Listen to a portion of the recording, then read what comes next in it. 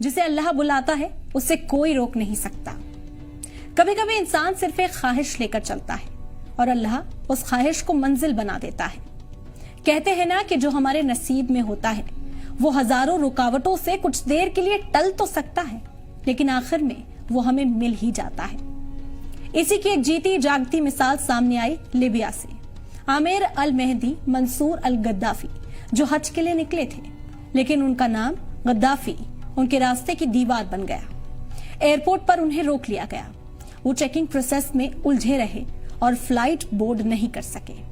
वो सिक्योरिटी से गुहार लगाते रहे कि उन्हें जाने दिया जाए, लेकिन उनकी किसी ने ना सुनी और प्लेन उनके बगैर ही चला गया। उनका दिल टूटा, आंखें भीग गईं, लेकिन यकीन बाकी था। फिर अल्लाह ने वो कर दिखाया जिसे लोग करिश्मा कह रहे हैं। वही प्लेन तकनीकी खराबी के चलते वापस लौट आया, लेकिन इस बार भी बहुत गुजारिश करने के बाद भी पायलट ने उन्हें प्लेन में चढ़ने की इजाजत नहीं दी। प्लेन फिर उनके बगैर उड़ा और दूसरी बार भी उसी तकनीकी खराबी के चलते फिर उस प्लेन को लौटना पड़ा। तो जब दूसरी बार खराबी हुई तो कैप्टन ने ही कह दिया कि मैं अब तब तक उड़ान नहीं भरूंगा जब तक आमिर हमारे साथ ना हो।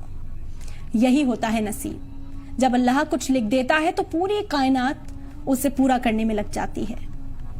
तीसरी बार वही फ्लाइट उसी आमिर के साथ मक्का रवाना हुई, क्योंकि अब वो सिर्फ एक मुसाफिर नहीं थे, वो अल्लाह के मेहमान बन चुके थे। आमिर ने बस इतना कहा, अगर हज मेरे मुकद्दर में लिखा है तो कोई ताकत मुझे रोक नहीं सकती।